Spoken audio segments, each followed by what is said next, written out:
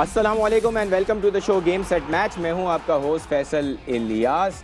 Another day another show. Pakistan Asia cup की तैयारियों में मसरूफ़ है और उधर पाकिस्तान की टीम अफ़गानिस्तान सीरीज़ जो है वो 3-0 जीत चुकी है। 1990 के बाद इस साल हम पहली बार ओडीआई रैंकिंग में पहले नंबर की टीम बने हैं। इस साल हम ऑल्दो दूसरी बार बने हैं। सो बड़ी बात है पाकिस्तानी टीम के लिए। और जिस तरह अफ़गानिस्तान को 3-0 हमने हराया है और हम सब ने देखा कि दूसरा मैच कितना आउटस्टैंडिंग हुआ। तीसरा मैच भी पाकिस्तान ने 59 रन से कह सकते हैं कि यकतरफा जीता, लेकिन ओवरऑल सीरीज़ पाकिस्तान के लिए आउटस्टैंडिंग रही। लेकिन आज के हीरो हैं अरशद नदीम, जिन्होंने वर्ल्ड एथलेटिक्स चैम्पियनशिप में पाकिस्तान को एक बार फिर सिल्वर मेडल से रोशनास करवाया और पाकिस्तान का झंडा एक बार फिर बुलंद किया। और हरीफ इंडियन प्लेयर के अगेंस्ट सिर्फ आधा मीटर के डिफरेंस से उनकी थ्रो रही, जेवलिन थ्रो। सो एक और एजाज़ पाकिस्तान के लिए उन्होंने हासिल किया है। स्पॉन्सरशिप के हवाले से उनको क्या मसाइल रहे हैं, हमारी आपस की मैनेजमेंट के इशूज़ की वजह से, उसको भी डिस्कस करेंगे आज के शो में। एशिया कप की तैयारियों पे बात होगी और पाकिस्तान की शानदार फतह जो अफ़गानिस्तान के साथ रही है पिछले हफ्ते, जो सीरीज़ हमने जीती है, उस पर बात करेंगे। शो का आगाज़ करते हैं हमारे व्हाट्सअप सेगमेंट से। पहली खबर एशिया कप के हवाले से है। एशिया कप की तैयारियाँ उरूज पर पहुँच गई हैं। मेगा इवेंट की आगाज़ में सिर्फ 2 दिन बाकी रह गए हैं। इवेंट में शिरकत के लिए टीमों की पाकिस्तान आमद का सिलसिला शुरू हो गया है। अफ़गानिस्तान की टीम भी पाकिस्तान पहुंच चुकी है। लाहौर में सख्त सिक्योरिटी में टीम लाहौर पहुंची है और कल कज़ाफ़ी स्टेडियम में वो अपनी प्रैक्टिस भी शुरू करेंगे। नेपाल की टीम ऑलरेडी पाकिस्तान पहुंच चुकी है, प्रैक्टिस कर रही है। उनके स्टार प्लेयर संदीप लमिचाने भी टीम का हिस्सा बनेंगे। एशिया कप का पहला मैच 30 अगस्त को पाकिस्तान और नेपाल के दरमियान खेला जाएगा। पाकिस्तान के लिए एक और मौका है कि प्रैक्टिस हो पाकिस्तान के प्लेयर्स की, और जिन प्लेयर्स को हमने बेंच पे रखा है उनको टेस्ट करना है, उनके लिए भी मौका है। लेकिन बड़ा मार्का जो होना है वो 2 सितंबर को होना है पाकिस्तान का इंडिया के अगेंस्ट एशिया कप में, which is the match that we all are looking forward to. और उसके बारे में कंप्लीट डिस्कशन होगी आज के शो में। अगली खबर PCB management committee Zaka Ashraf के हवाले से है, जिनकी मुश्किलात कम होने का नाम नहीं ले रही हैं। आईपीसी मिनिस्ट्री के वज़ीर आज़म को ख़त के बाद ज़का अशरफ को अपनी पोजीशन बचाना मुश्किल हो गया है। ज़का अशरफ ने अपनी पोजीशन मजबूत करने के लिए पीसीबी मैनेजमेंट कमेटी का इजलास तलब किया, जिसमें भी उनको मुखालिफत का सामना करना पड़ा। ये इजलास ज़का अशरफ से मैनेजमेंट कमेटी के मेंबरान के सख्त सवालात हुए। इस इजलास में पोजीशन बचाने के लिए ज़का अशरफ ने कमेटी के अरकान को मनाने की कोशिश की और तमाम अरकान को एशिया कप के दौरान श्रीलंका ले जाने की भी ऑफ़र की गई है। कराची में होने वाली मीटिंग में कराची रीजन के सदर को ही मदऊ नहीं किया गया। इस न्यूज़ के हवाले से हम डिटेल में बात करेंगे आज के शो में, ताकि हमें पता चले कि किस तरफ चीज़ें बैठ रही हैं और हमारे पीसीबी के जो कमान है वो किसके हाथ में रहेगी। अगली खबर, जैसे मैंने कहा, वर्ल्ड एथलेटिक्स चैम्पियनशिप में अरशद नदीम ने पाकिस्तान का झंडा लहरा दिया। जेवलिन थ्रो इवेंट में अरशद नदीम ने सिल्वर मेडल हासिल किया और अरशद गोल्ड मेडल जीतने वाले इंडियन हरीफ नीरज चोपड़ा से आधे मीटर से भी कम फ़र्क की वजह से दूसरे नंबर पर रहे। अरशद नदीम ने तीसरी बार में 87.82 मीटर की बेहतरीन थ्रो की। Outstanding player, outstanding ambassador for Pakistan, and he is doing it over and again for Pakistan. और बहुत सारे मसाइल के बावजूद भी जो उनकी परफॉर्मेंस है पाकिस्तान के लिए वो आउटस्टैंडिंग है।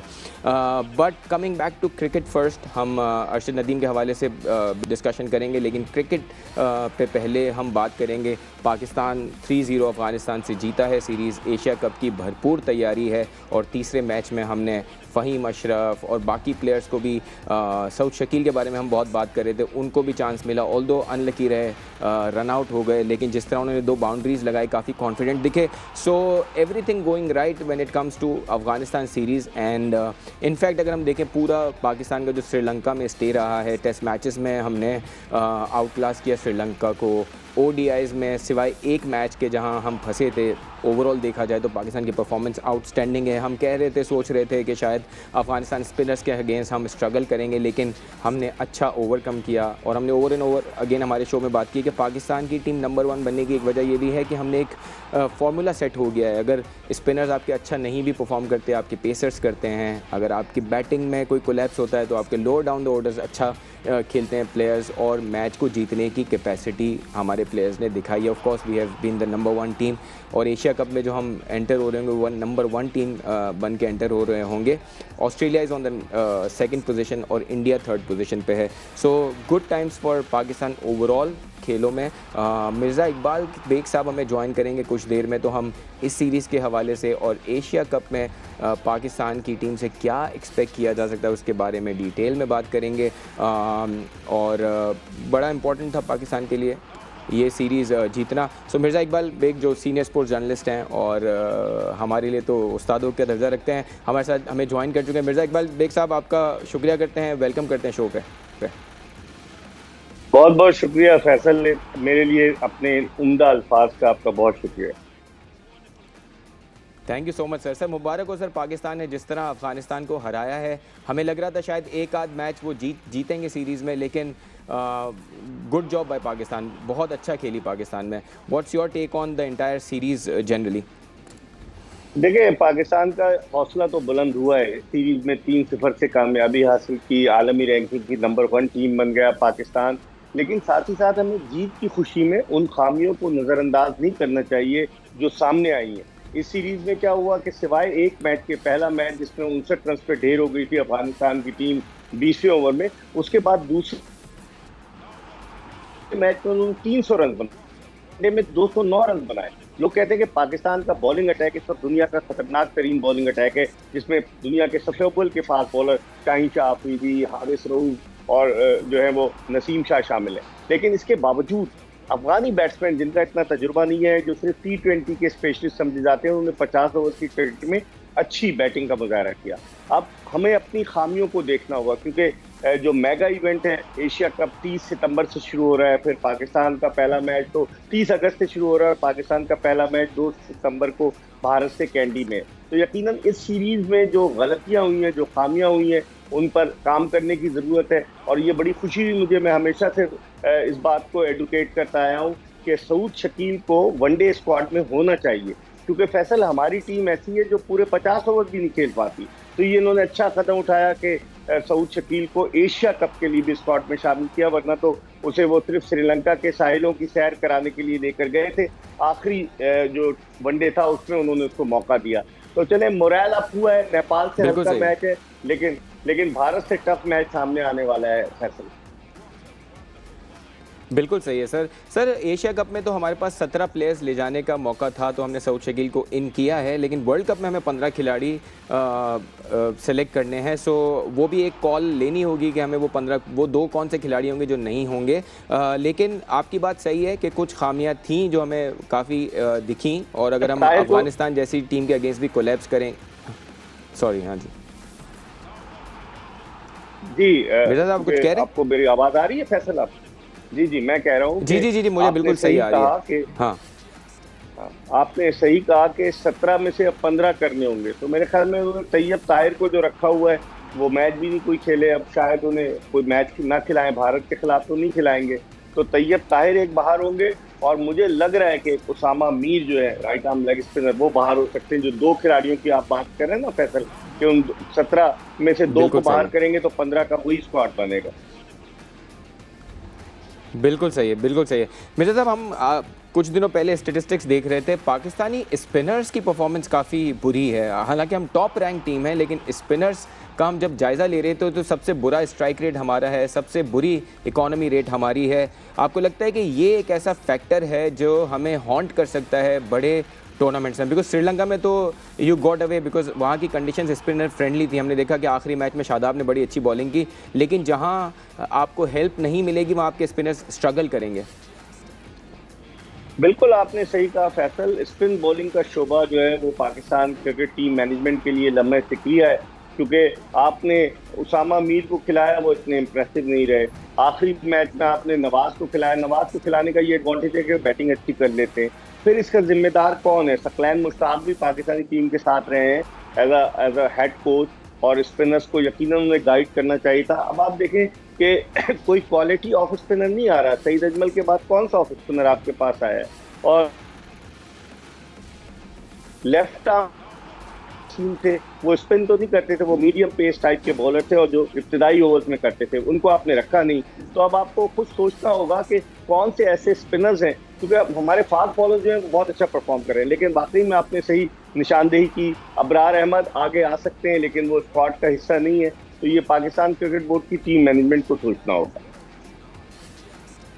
बिल्कुल सही है, और आपने बड़ा अच्छा पॉइंट आउट किया कि Abrar could also be part of the scheme, अगर, लेकिन अगेन डिपेंड करता है कि टीम के प्लान क्या है। लेकिन आपके हमने देखा है कि एशियन कंडीशंस में स्पिनर्स का रोल बहुत अहम होता है, तो हमें इसको सीरियसली लेना पड़ेगा। आपने सकलैन मुश्ताक की बात की, उनको अब न्यूजीलैंड ने अपने स्क्वाड का हिस्सा बनाया है स्पिनर्स को हेल्प करवाने के लिए। आपको लगता है कि मुश्ताक अहमद की हमें हेल्प लेनी चाहिए वर्ल्ड कप या ऐसे इवेंट्स में?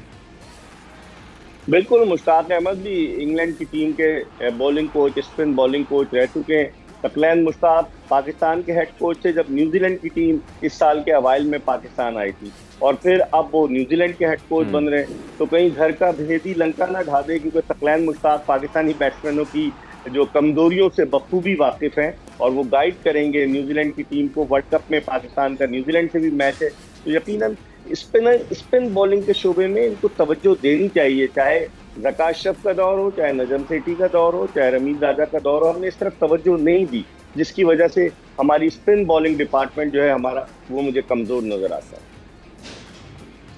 मिर्ज़ा साहब, आपको लगता है कि स्पिन आपका इसलिए भी कमज़ोर हो जाता है कि आपके जो स्पिनर्स हैं उनको हमारी कोशिश ये होती है कि ऑलराउंडर स्पिनर्स हम टीम में शामिल करें। सो शादाब हमने देखा है कि इस्लामाबाद यूनाइटेड के लिए वो अच्छी बैटिंग करते करते अब पाकिस्तान के लिए भी अच्छी बैटिंग करना शुरू कर गए हैं। सो हाँ,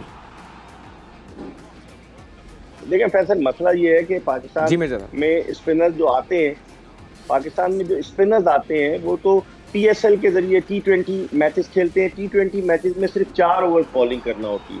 अब 50 ओवर्स के मैच में 10 ओवर आपको बॉलिंग करना होगी, और वहाँ पता चलता है, वहाँ पर जिस तरीके से खिलाड़ी बैटिंग करते हैं आखिरी ओवर में 40 से 50 ओवर्स के दरमियान, तो सारा नर्व्स का इम्तिहान है।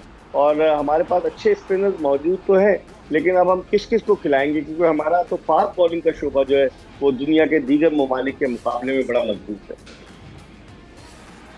बिल्कुल सही है सर। फ़हीम अशरफ और मोहम्मद वसीम ने टीम में कमबैक किया तीसरे ODI में। फ़हीम अशरफ ने इब्तिदाई 2 विकेटें भी लीं और मोहम्मद वसीम की भी बॉलिंग हमें देखा जाए तो सही रही। सो आपको लगता है कि ये 2 प्लेयर्स भी एशिया कप और वर्ल्ड कप के लिए आपकी टीम का हिस्सा बनने चाहिए? देखिए, पाकिस्तान में फैसल पसंद नापसंद का बड़ा अमल दखल होता है। फ़हीम अशरफ 2 साल के बाद किसी वनडे इंटरनेशनल मैच के लिए पाकिस्तानी टीम में शामिल हुए, और उन पर जो इल्ज़ाम लगाने वाले तो वो ये भी कहते हैं कि फ़हीम अशरफ जब लंदन गए थे तो साबिक़ वज़ीर आज़म नवाज शरीफ से उन्होंने मुलाकात की। फिर उसके अलावा वसीम जूनियर को मोहम्मद रिजवान बहुत ज़्यादा सपोर्ट करते हैं, और वसीम जूनियर को ये कहते हैं कि ये ऑलराउंडर है। अब मुझे आप बताएं कि आपने कौन सी ऐसी इनिंग्स उसकी देखी है जो ऑलराउंडर है? चले, फ़हीम अशरफ ऑलराउंडर के जुमरे में तो आता है, लेकिन उसकी एक भी निस्फ सेंचुरी नहीं है 50 ओवर्स की क्रिकेट में। टेस्ट मैचेस में उसने अच्छी बैटिंग की है। तो इन 2 को रखने का मतलब ये हुआ कि आप टीम का इंतखाब मेरिट की बुनियाद पर नहीं कर रहे, आप टीम का इंतखाब दोस्ती यारी की बुनियाद पर कर रहे हैं, जिससे पाकिस्तान क्रिकेट को नुकसान पहुंचेगा। अब ये मेगा इवेंट होने जा रहा है एशिया कप के बाद वर्ल्ड कप, तो इसमें पता चलेगा कि क्या चेंजेस करते हैं पाकिस्तान क्रिकेट बोर्ड वाले। मुझे तो नहीं लगता कि वो जो इन दोनों ने बॉलिंग की है तीसरे वनडे में, आपने देखा कि मुजीबुर रहमान किस तरीके से निकल के स्ट्रोक खेला था फ़हीम अशरफ की बॉलिंग पर, तो इतने इंप्रेसिव नहीं रहे। 2 साल के बाद आए, रस्ती थे, तो मुझे नहीं लगता कि इनको हिस्सा बनाया जाएगा, लेकिन डिपेंड करता है टीम मैनेजमेंट पर और सिलेक्शन कमेटी पर। आपको लगता है इन दोनों की जगह अगर आप प्रॉपर बॉलर की बात करें तो Hasnain could have been a better choice, या आपको लगता है कि it's too early to say this? क्योंकि हमें भी जब इनिंग्स फिनिश हो रही थी उस वक्त इतनी मार पड़ना, तो उससे बड़ा क्लियर था कि फ़हीम अशरफ जो है वो शायद ऊपर के ही ओवर्स निकाल सकेंगे आपको नए बॉल के साथ, आपको मिडिल ओवर्स में या एंड फिनिश करते वक्त आपको वो कारामद नहीं रहेंगे। उसकी वजह यह है फैसल के फ़हीम अशरफ का पेस इतना ज़्यादा नहीं है। आपने हसनैन की बात की, हसनैन को रोलर कोस्टर बनाया हुआ है इन्होंने। कि हसनैन को कभी टीम में रखते हैं, कभी बाहर कर देते हैं। आपको याद होगा बिग बैश में उसने तेज तरीन बॉलिंग की थी, फिर उसके बाद उसके एक्शन पर एतराज हुआ, एक्शन सही हो गया, वो वापस आ गया, लंकन प्रीमियर लीग में खेला। लेकिन मैं वही अपनी बात को दोहराऊंगा फैसल, कि जिसे पिया चाहे वही सुहागन।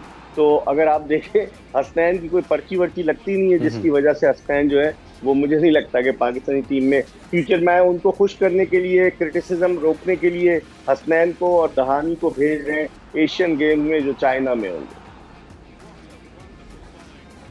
बिल्कुल सही है, बिल्कुल सही है सर। आपको लगता है कि थोड़ा अनफॉर्चुनेट है कि आपकी टीम टॉप रैंक टीम है और ऐसे में प्लेयर्स जाके पॉलिटिकल पर्सनैलिटी से मिल रहे हैं और टीम में जगह बनाने की कोशिश कर रहे हैं? ये जो एक ज़माने में कल्चर था इस तरह का, आपको लगता है कि ये देखना थोड़ा अनफॉर्चुनेट है और उससे आपका कप्तान भी थोड़ा मुतासर हो सकता है? बिकॉज बाबर हमें देखते हैं कि बड़ा जेल करके चलते हैं टीम के साथ, और अगर इस तरह के प्लेयर्स आएंगे जो पॉलिटिकल एसोसिएशन की वजह से आएंगे तो टीम का मोराल ख़राब हो सकता है, इनफैक्ट बड़े इवेंट्स में ज़्यादा ख़राब हो सकता है। बिल्कुल आपने सही कहा। आपको मैं तो आप फहीम अशरफ की बात करें, उमर अकमल भी लंदन गए थे, उन्होंने भी नवाज शरीफ के साथ मुलाकात की। तो आखिर क्रिकेटर्स वो ना वो सियासत में न कुछ, एक मुलाकात की क्या जरूरत पेश आई? ठीक है, हर एक की जो है किसी न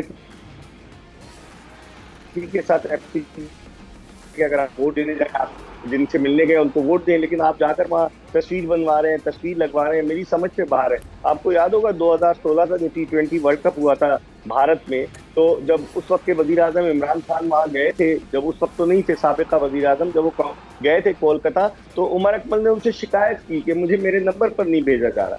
तो आप बजाय के बैरूनी मदाखलत के अगर आप अपने खेल पर तवज्जो दें और आप कोई सिफारिश का अंसर ना लाए, आप इतने टैलेंटेड है तो जरूरत क्या है सिफारिश कराने की? लेकिन अगर कोई टैलेंटेड नहीं होता वही इन चक्रों में पड़ता है। तो मेरे ख्याल में सियासी मदाखलत नहीं होनी चाहिए, इस तरह की तस्वीरें जारी नहीं होनी चाहिए।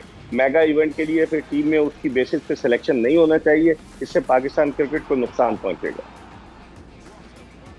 बिल्कुल सही है। मिर्ज़ा साहब, मौका मिला है तो आपसे ज़रा मैनेजमेंट कमेटी की जो मीटिंग हुई है उसमें भी ज़का अशरफ साहब की पोजीशन काफ़ी वीक लग रही है, और उस मीटिंग के हवाले से भी ये खबरें आ रही हैं कि मैनेजमेंट कमेटी के सारे अरकान जो हैं वो ज़का अशरफ की पोजीशन से खुश नहीं है। उसके बारे में क्या खबर है आपकी? और क्योंकि डर ये लग रहा है, जिस तरह हम बात कर रहे हैं, कि इवेंचुअली ये ना हो कि पॉलिटिकल पार्टीज़ की टीम बन रही हो, मतलब 3 प्लेयर एक पार्टी के हों, 4 प्लेयर एक पार्टी के हों।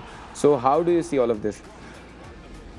बिल्कुल आपने सही पॉइंट आउट किया फैसल, लेकिन सारे तुम्ही खिलाफ हैं वो लोग जो ज़का अशरफ के बेटे के दोस्त हैं और जिनको मैनेजमेंट कमेटी में रखा गया है। हालांकि उनकी पॉलिटिकल एफिलिएशन है, लेकिन वो लोग तो ज़का अशरफ का साथ देंगे। वो तो तस्वुर भी नहीं कर सकते थे कि वो पाकिस्तान क्रिकेट बोर्ड का हिस्सा बनेंगे। और सुनने में ये आ रहा है कि मैनेजमेंट कमेटी के अरकान जो है वो बाकायदा श्रीलंका जा रहे हैं, जहाँ 2 सितंबर को मैच है पाकिस्तान और भारत का। अगर वो मैनेजमेंट कमेटी में नहीं होते तो कैसे जाते? लेकिन ज़का अशरफ साहब को मज़ाहमत का सामना करना पड़ा। मुस्तफ़ा रमदे जो साबिक जज जो हैं, खलील रहमान रमदे के साहबजादे हैं, खुद भी लॉयर हैं, उन्होंने आवाज़ बुलंद की। लेकिन कुछ लोग ऐसे होते हैं ना फैसल, जो शाह से ज़्यादा शाह के वफादार होते हैं, जो कहते हैं सर सब कुछ ठीक हो रहा है, सर आप ज़बरदस्त काम कर रहे हैं, वही लोग डाउनफॉल का सबब बनते हैं। तो ऐसा नहीं होना चाहिए। ज़का साहब को सोचना चाहिए। कल उन्होंने एक अच्छी बात की कि रीजन्स के तमाम सुदूर को बुलाया, ये अच्छी बात है, उनको कॉन्फिडेंस में लिया। लेकिन फिलहाल मुझे नहीं लग रहा कि इलेक्शन हो। और आपको पता है कि लाहौर हाई क्रिकेट बोर्ड ने हुकूमत के खिलाफ दरखास्त दायर की है। जो IPC मिनिस्ट्री ने खत लिखा था प्राइम मिनिस्टर हाउस के, जो है वो सियासी बुनियादों पर जिन लोगों का तकर्रुर हुआ है उनको हटाया गया है। तो फौरन पाकिस्तान क्रिकेट बोर्ड ने जुम्मे को अपील दायर की और आज उनके वकील ने जो जवाब जमा कराया है, बात की है, उसमें उन्होंने इल्ज़ाम लगाया है IPC के सेक्रेटरी अहमद हनीफ औरंगज़ई पर कि वो अपने किसी बंदे को लाना चाहते थे PCB में, जिसकी वजह से उन्होंने ये कार्रवाई की है। तो अब ये Pakistan cricket board versus government अगर हो जाएगा तो ये बड़े अफसोस की बात है। और मुझे लग रहा है, मुझे तो लोग कह रहे हैं, तो मेरे एक ब्रेक पे हमें जाना है, एक ब्रेक पे हमें जाना है। आपने बात की कि सारे जो सदर हैं रीजन्स के वो थे, लेकिन कराची सदर उस मैनेजमेंट कमेटी मीटिंग में नहीं थे। उसके बारे में बात करेंगे और एशिया कप के हवाले से बात करेंगे एक ब्रेक के बाद। Welcome back on game set match. हमारे साथ है मिर्ज़ा इकबाल बेग साहब। हम पाकिस्तान की नंबर 1 पोजीशन के हवाले से बात कर रहे हैं और एशिया कप की तैयारियां जो ज़ोरों शोर से जारी हैं और ऑलरेडी इंटरनेशनल टीम्स पाकिस्तान पहुंच चुकी हैं, उनके हवाले से बात कर रहे हैं। लेकिन मिर्ज़ा साहब से दोबारा सवाल पूछने से पहले, मिर्ज़ा साहब, सलमान बट साहब पाकिस्तान के साबिक कप्तान, उनसे उनका एक शॉट है, उन्होंने पाकिस्तान की जो टॉप रैंकिंग है क्रिकेट में, उसके हवाले से कुछ बात की, वो सुनते हैं, फिर बातों का सिलसिला शुरू। पाकिस्तान की कौम को जहाँ जहाँ भी पाकिस्तानी है सबको मुबारक हो। ये एक अचीवमेंट होती है। देखिए, आपने कहा कि एक दिन रहे थे और अब पता नहीं कितने दिन, यहाँ तक पहुँचना अचीवमेंट है। यहाँ पे रहना मज़ीद हार्ड वर्क है और पाकिस्तान के आगे हदफ बहुत हैं। एशिया कप पहला हदफ है, वर्ल्ड कप दूसरा हदफ है, बहुत सारी वनडे क्रिकेट है और मैं उम्मीद करता हूँ कि जिस तरह हमारी टीम का कॉम्बिनेशन है इस वक्त और एक जेल्ड यूनिट की तरह खेल रहे हैं और एक दूसरे की कमियाँ पूरी कर रहे हैं। अगर जल्दी आउट होते हैं तो टीम को जल्दी आउट करते हैं, बड़ा टोटल होता है तो चेस करते हैं, तो ये अच्छी निशानियाँ हैं गोइंग इनटू बिग टूर्नामेंट्स। तो आई रियली होप कि पाकिस्तान इस नंबर 1 स्पॉट को होल्ड करेगा इंशाल्लाह। मैं पाकिस्तान को कैपेबल समझता हूँ कि पाकिस्तान मैच जीत सकती है। देखिए, अगर आप कोहली और रोहित शर्मा की विकेट ले लेते हैं ना, तो इंडिया में अभी किसी ने इस तरह का बड़ा मैच निकालना है। बाकी किसी ने, जितने भी उनके प्लेयर हैं उनके नाम ज़रूर बने होंगे, लेकिन इस तरह का ये प्रेशर गेम से अभी तक किसी ने सिंगल हैंडेडली निकाला नहीं है। ये कैपेबिलिटी, आप ये तो कह सकते हैं कि रोहित शर्मा अकेला भी रह जाए तो जीत सकता है या विराट कोहली अकेला भी रह जाए, बाकियों ने भी ये करके दिखाना है। सो मेरा ख्याल है अगर ये 2 विकेटें पाकिस्तान अर्ली लेता है तो पाकिस्तान का बहुत चांस। पाकिस्तान की टीम का जो कोर ग्रुप है ना, वो काफ़ी एक्सपीरियंस्ड है, जिसमें रिजवान है, बाबर है, शाहीन है, हारिस है, फ़खर जमान है, शादाब है, आपके जो 6-7 सीनियर लड़के हैं ना, इमामुल हक है, ये लड़के अब इनको कोई कह लें कि कोई हर वक्त बताने वाला नहीं चाहिए। ये अब 8-8 साल से पाकिस्तान के लिए खेल रहे हैं। They are well prepared to take decisions. Test cricket में बार बार बड़े रन्स करना कोई मजाक नहीं है और अंडर प्रेशर भी जब वो आया है तो उसने रन्स किए हैं। और पाकिस्तान के जितने भी प्लेयर्स हमने अभी रिसेंटली वनडे क्रिकेट में खिलाए हैं, वो छोटी कैमियोज खेलते हैं, 35-40 करते हैं, ऑड 50 करते हैं, बड़ी इनिंग नहीं खेलते। मैच फिनिश जो हम चाह रहे हैं देखना वो नहीं मिल रहा। सऊद शकील इन सब में टेक्निकली बेटर प्लेयर है और जो बंदा टेस्ट क्रिकेट में रन्स कर सकता है, चांस ज़्यादातर यही है कि वो इसमें भी कर जाएगा। और राइट, सो सऊद शकील के हवाले से सबके ही पॉजिटिव कमेंट्स हैं and very insightful conversation with Salman Butt. लेकिन Mirza sahab, coming back to the management committee meeting, और उस मीटिंग में जैसे हमने ब्रेक से पहले बात कर रहे थे कि कराची में मीटिंग होती है, कराची के जो सदर हैं नदीम उमर साहब, जो पाकिस्तान के अंदर इतने रेप्यूटेबल हैं और नॉट जस्ट इन पाकिस्तान, सऊदीया जैसे मुल्क उनको बुलाता है कि यहाँ पे आप क्रिकेट को प्रमोट करने के लिए काम करें, सो वो इंटरनेशनली भी रेप्यूटेबल हैं। ऐसे बंदे को इस तरह की मीटिंग में ना बुलाना, क्या इसको कैसे देखा जाए? फैसल, मैं समझता हूँ सवाल ही नहीं पैदा होता कि उनको नहीं बुला। नदीम उमर साहब शायद मुल्क से बाहर होंगे, वरना वो हर एक्टिविटी में पार्टिसिपेट करते हैं। और उनके अलावा आप देखें, लाड़काना रीजन के सदर थे तनवीर अहमद पानेज़ई, वो भी नहीं थे कल के इजलास में। और बाकी जुल्फ़िकार मलिक चूँकि लंदन में वहाँ से जूम लिंक पर थे और मुस्तफ़ा रमज़े भी थे। तो ऐसा नहीं है, मुझे नहीं लगता कि एक पर्टिकुलर आदमी को क्रिकेट बोर्ड ने ना बुलाया, सबको मेल की गई क्रिकेट बोर्ड की जानिब से। हाँ ठीक है, मैनेजमेंट कमेटी का इजलास इतनी अफरा तफरी में क्यों हुआ? क्योंकि ज़का अशरफ साहब का अनाउंसमेंट 5 या 6 जुलाई को हुआ था और 7 जुलाई को उन्होंने पीसीबी की मैनेजमेंट कमेटी के चेयरमैन का ओहदा संभाला था और उस दौरान सिर्फ एक ही मीटिंग हुई और 1.5 माह के अरसे में सिर्फ एक मीटिंग हुई। तो उस लिहाज से अचानक मीटिंग का बुलाना, कराची में बुलाना और फिर उसके बाद बजट को मंजूर कराना, लगता ये है कि जो आईपीसी मिनिस्ट्री के ने खत लिखा है वजीर आजम सेक्रेटेरिएट को, उससे पाकिस्तान क्रिकेट बोर्ड में हलचल सी मच गई है। ऑलराइट, आई थिंक मिर्ज़ा साहब के साथ कनेक्शन हमारा जो है वो राब्ता मुनक़ता हुआ है, but he is absolutely right कि नदीम उमर साहब जैसे बंदे का मीटिंग में ना होना, प्रोबेबली शायद वो अवेलेबल ना हो। लेकिन फिर भी एक पॉइंट ये बनता है कि अगर आप कराची रीजन में मीटिंग कर रहे हैं और उस रीजन के सदर ना हो तो आपको क्या जल्दी उस मीटिंग करने की। लेकिन हमें पता है कि जिस तरह की सिचुएशंस हैं पीसीबी के मामलात में, वहाँ बहुत सारी डिस्ट्रप्शन है, सो उस वजह से हो सकता है ये हो। लेकिन हम सलमान बट के शॉट की अगर बात करें तो उन्होंने बड़ा क्लियरली बताया कि पाकिस्तान की टीम के काफ़ी अच्छे चांसेस हैं और एक जो कोर ग्रुप है आपकी टीम का वो काफ़ी अच्छा परफॉर्म कर रहा है और उम्मीद है कि ये जो कोर ग्रुप है वो बड़े इवेंट्स में भी अच्छा परफॉर्म करेगा। और जो पाकिस्तान इंडिया का मैच है स्पेशली एशिया कप में, वो ज़्यादा दूर नहीं है और बड़ी उम्मीदें हैं पाकिस्तानी टीम से कि वो किस तरह परफॉर्म करते हैं इंडिया के अगेंस्ट, स्पेशली बिकॉज इंडिया कि जैसे सलमान भट्ट बात कर रहे थे कि रोहित शर्मा, विराट कोहली के अलावा they also have the team which has to prove कि क्या आगे टीम किस तरह परफॉर्म कर सकती है। लेकिन इन द मीन टाइम, क्योंकि हम पीसीबी की कमेटी की मीटिंग के हवाले से बात करें, मैनेजमेंट कमेटी की मीटिंग के हवाले से, सो हमें खिज़र आज़म ने ज्वाइन किया है, हमारे नुमाइंदे। खिज़र, वेलकम करते हैं आपको शो पे। जी, thank you so much. Khizar, क्या खबरें हैं? सबसे पहले तो हमें बताएं, नदीम उमर साहब इस मीटिंग में नहीं थे, जो मैनेजमेंट कमेटी की मीटिंग हुई है, उनके हवाले से क्या खबर है? क्या वो अवेलेबल नहीं थे या उनको नहीं बुलाया गया? और जो मैनेजमेंट कमेटी के मेंबरान हैं, उनको श्रीलंका ले जाने के इंसेंटिव्स दिए हैं, तो क्या खबरें हैं इस मीटिंग के हवाले से आपके पास? जी बिल्कुल, जिस तरह से डिस्कशन चल रही थी, तो बतौर रिपोर्टर हम लोग भी ये माइलेज देते हैं कि क्या पता वो मुल्क से बाहर हों, क्या पता कोई और रीज़न हो। तो मैंने इसके हवाले से जो कराची रीजन है उससे रब्ता किया है, तो अपडेट ये है कि पाकिस्तान क्रिकेट बोर्ड ने ईमेल ही नहीं की, दावतनामा ही नहीं दिया। तो कराची रीजन के लोगों का कहना है कि बिलाशुबा नदीम उमर साहब को आप ईमेल तो करते, अगर वो मौजूद नहीं हैं तो फिर वो कोई सेक्रेटरी चला जाता है या कोई और नुमाइंदा ज़रूर कराची की नुमाइंदगी करता। तो ये वहाँ से एक शिकवा आया है कि हमें किसी ने दावतनामा दिया ही नहीं।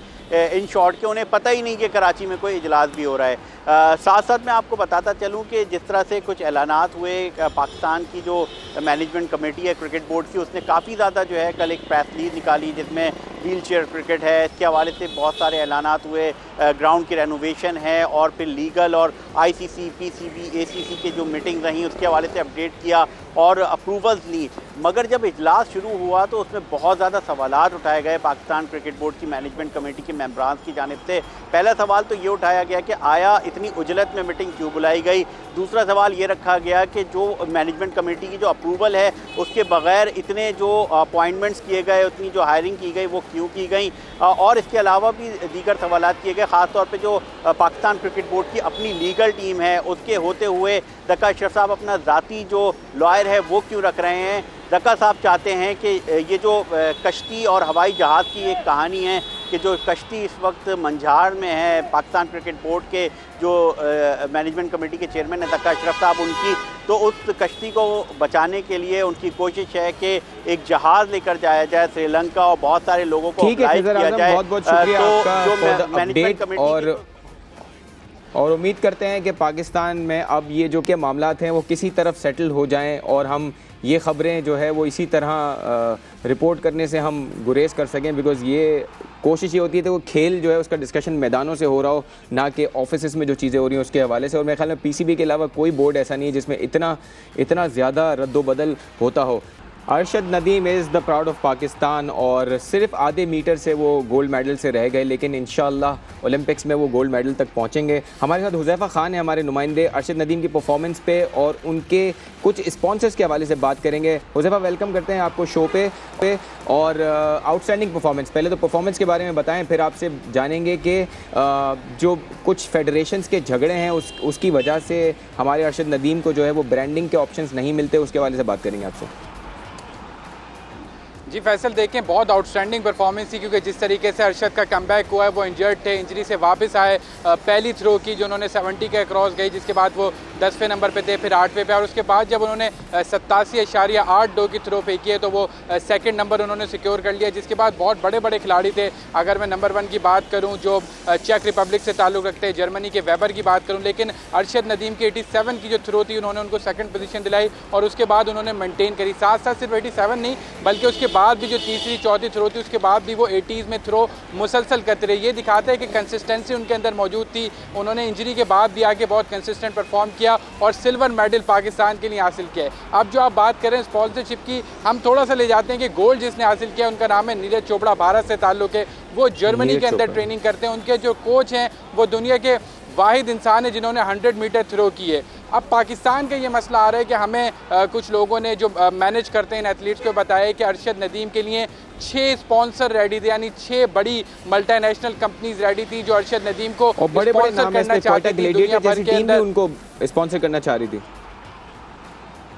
जी बिल्कुल, कोटक ग्लैडिएटर के तर्जुमान ने हमें कंफर्म किया कि हम उनको ब्रांड एम्बेसडर बनाना चाहते थे और उनको स्पॉन्सर करना चाहते थे कि वो थ्रू आउट द टाइम उनके जो ट्रैवल हो, उनके जो एक्सपेंसेस हो वो हम बेयर करें। लेकिन पाकिस्तान ओलंपिक एसोसिएशन और एथलेटिक फेडरेशन ऑफ पाकिस्तान ने ना NOC दिया, ना उन कंपनीज़ के साथ राब्ता बहाल किया कि वो अरशद नदीम को स्पॉन्सर करती। अरशद नदीम एथलेटिक फेडरेशन का हिस्सा है, जब तक वहाँ से NOC नहीं मिलेगा तब तक अरशद नदीम किसी ब्रांड की इंडोर्समेंट नहीं कर सकते, किसी के साथ डील नहीं बना सकते। तो वाज़े तौर पे 6 बड़े नाम आ रहे हैं, जिसमें एक जो है वो सॉफ्ट ड्रिंक की कंपनी भी है, एक स्टील की कंपनी भी है। तो वो 6 ब्रांड थे जो अरशद नदीम को टॉप पे ले जा सकते थे, उनकी डाइट, उनकी न्यूट्रिशन, लेकिन बैड प्लानिंग और PO की वजह से अरशद नदीम उन स्पॉन्सर से महरूम रहे। बहुत बहुत शुक्रिया आपका। इस काफ़ी अनफॉर्चुनेट खबर है कि अरशद नदीम जैसा प्लेयर जिसको ब्रांड्स इंडोर्स करवाना चाहते हैं, उनको एज ब्रांड एम्बेसडर लेना चाहते हैं, लेकिन आपस के POSA के और एथलेटिक्स फेडरेशन के फंडों की वजह से वो सब नहीं हो पाता। बट उम्मीद करते हैं कि ये चीज़ें बेहतर हो पाकिस्तान में। शो का वक्त ख़त्म हुआ चाहता है, कल दोबारा मुलाकात होगी। Keep watching our show, will see you tomorrow.